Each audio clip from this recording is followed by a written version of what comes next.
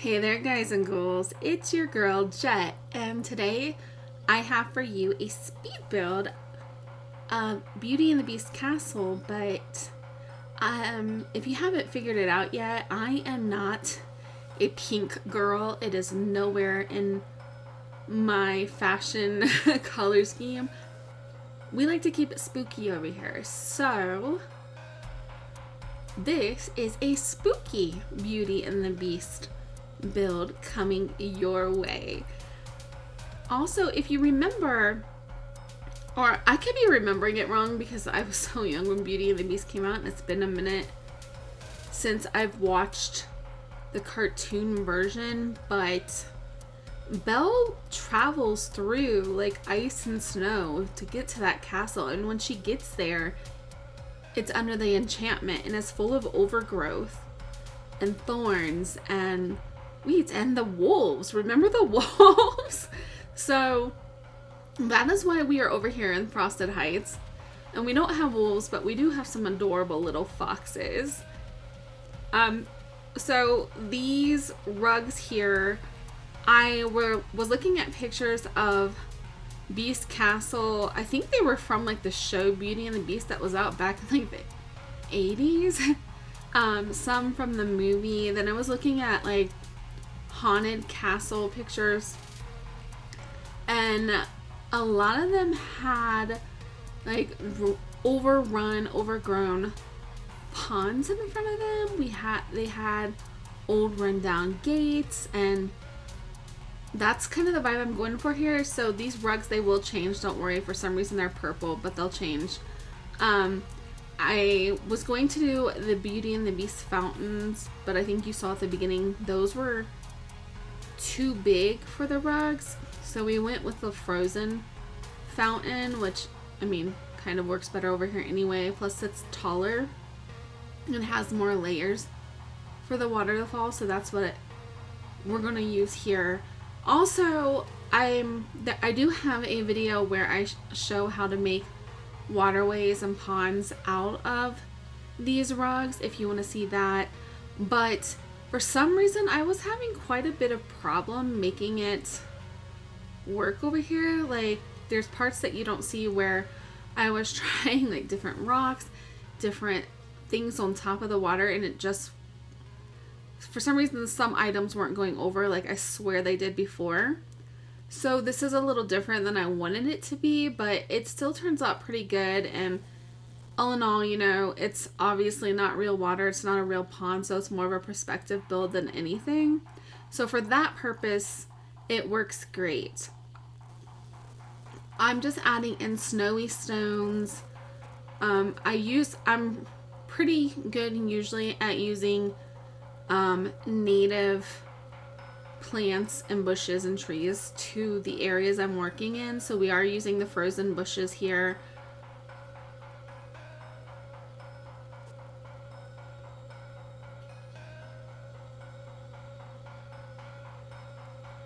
We have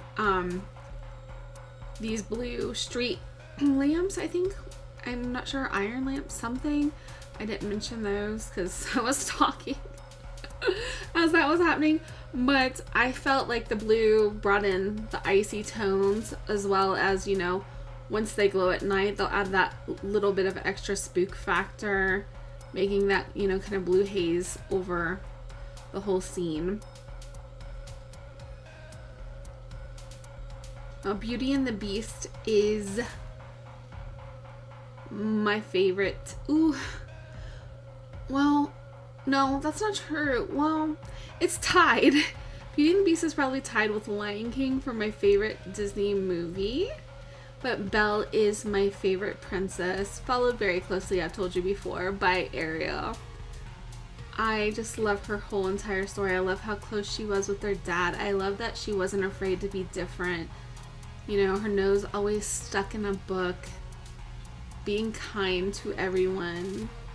You know, even Gaston, and you know, that's that's kind of hard. And the way she put herself out on the line for her father Maurice when he was taken captive by our beloved beastly prince.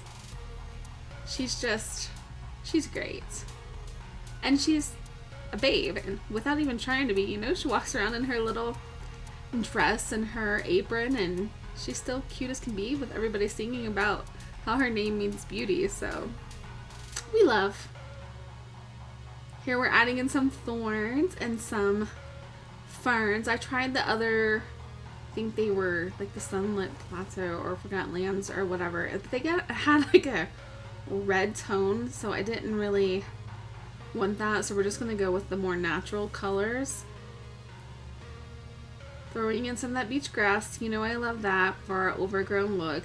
Having it just kind of peeking out here of the snow.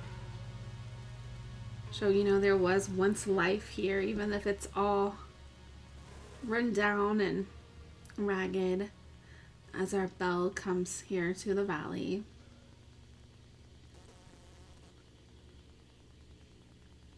Here we are changing that rug over. So if you just change it to white and add the glossiness all the way up and turn the metal on, it will reflect the sky and it gives it that more like natural water look that we need for this.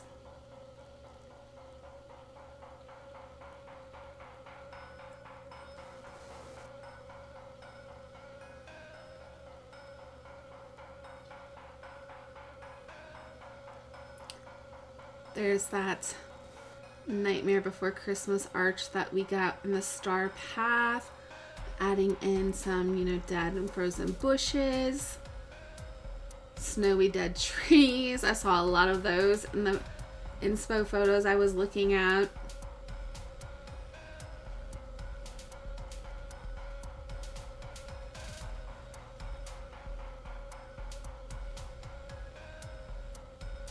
Also, if you are enjoying this video, I create quite a bit of Disney Dreamlight Valley content, so if you wouldn't mind, I would appreciate you giving this video a like and hitting the subscribe button. And if you would like to know when my content is being posted, hit the little bell and it will help me and my channel out a lot. And I would very, very, very much appreciate it. And I thank you in advance for that.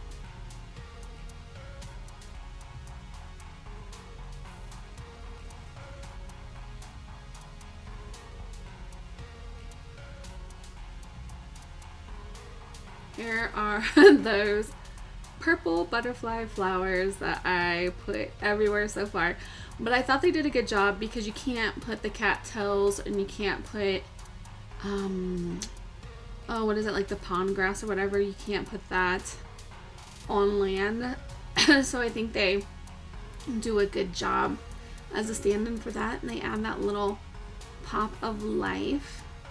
Because after all, you know, this is a spooky build, but it is our Sweet Belle's castle after all, so gonna have a little bit of beauty in here in our beastly grounds.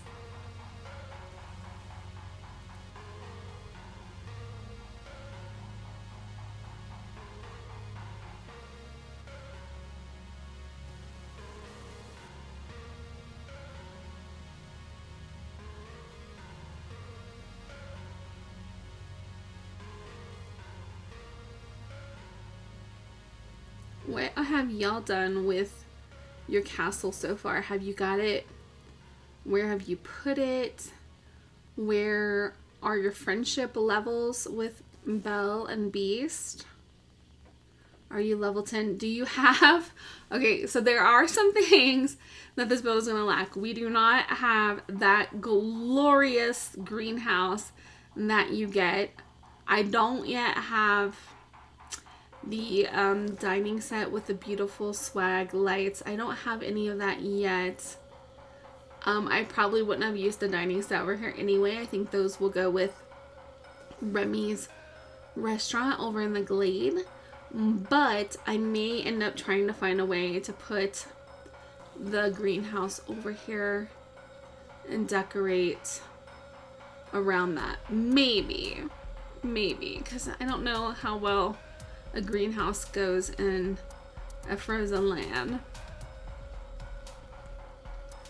If I don't put it over here, where do you all think I should put that greenhouse? Maybe, I don't know. I am doing a New Orleans theme over in the Glades, so maybe it could be my little play of like, oh my gosh. Oh my gosh. I've been to New Orleans and I've been here and I cannot think, the little, the market there. Maybe I can do a little thing with that. Have like a plant stand, maybe in the beach, maybe in our meadow. Our meadow is super pretty and full of flowers. We'll see. We will see. Give me your suggestions in the comments. We'll see, because I do want to spook up the meadow a little bit. It is so pretty. It's so pastel. I don't know what's pastel. I don't know.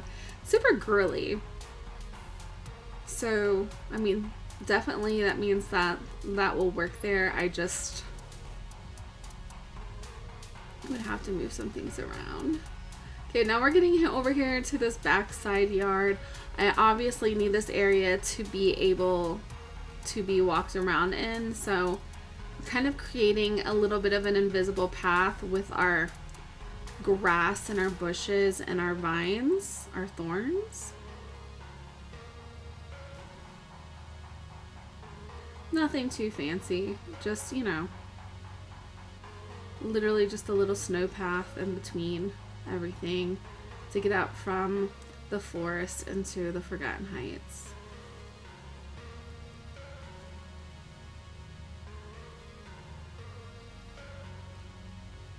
Checking everything out.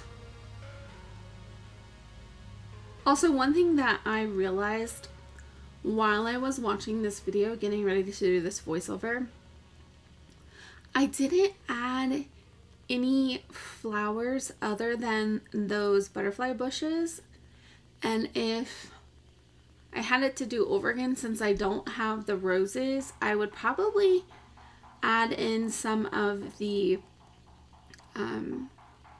flowers that grow naturally over here, and like, I think they're called passion lilies. I would probably do that in like either black to add the spooky vibe, maybe some spots of red peeking out here and there.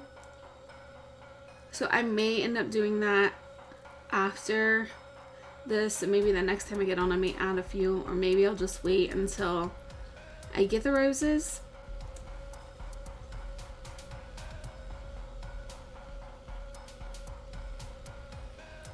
I absolutely love decorating with the nature in this game.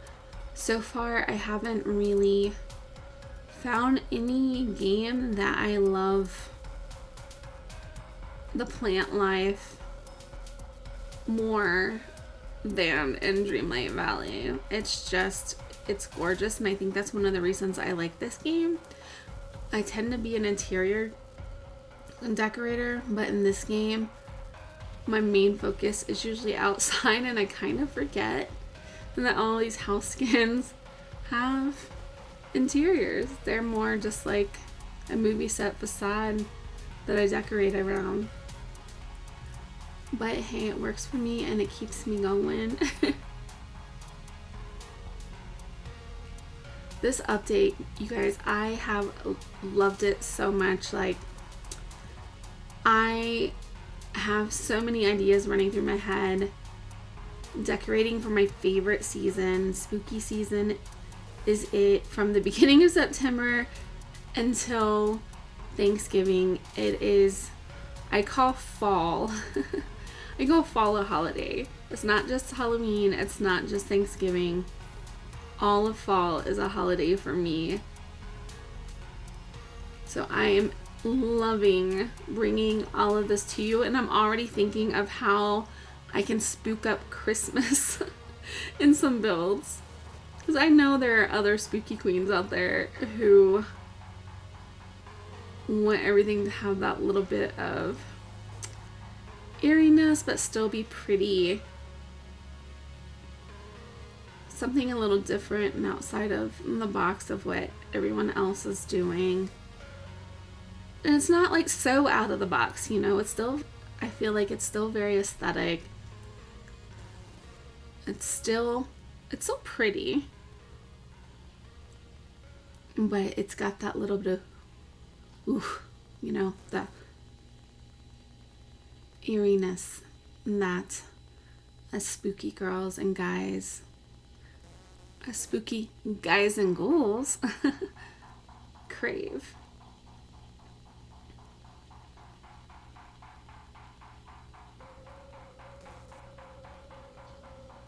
Y'all, I post a lot of previews of my builds with still images on Instagram at I'm Not Dead Yet, and sometimes I'll even post a little extra sneaky peek on Twitter/X, as well as I post short walkthrough sneak peeks of upcoming videos on TikTok. Everything is I'm Not Dead Yet, so if you want to go hit me up with a follow, I would also love that. I always feel so weird like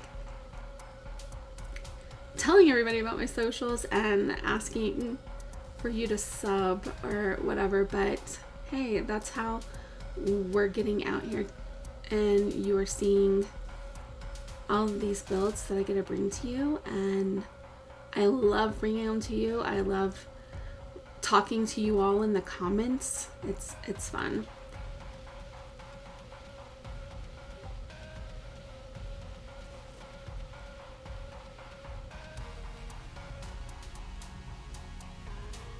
Okay, we're getting closer to the end of this video here. Just adding in these pumpkins. You know, we have to have those for the spooky season. A little bit of glow as we walk through. I love the pumpkins. They will be going everywhere, and they will probably stay. They may end up getting turned around, but they will stay through Thanksgiving, going into Christmas. Okay, so here are those, oh, what are they called? Did it pop up there? These are a Beauty and the Beast item that you can get from Scrooge. They're like gold torches or something. I absolutely love them. Just adding in a little bit of flickering light. And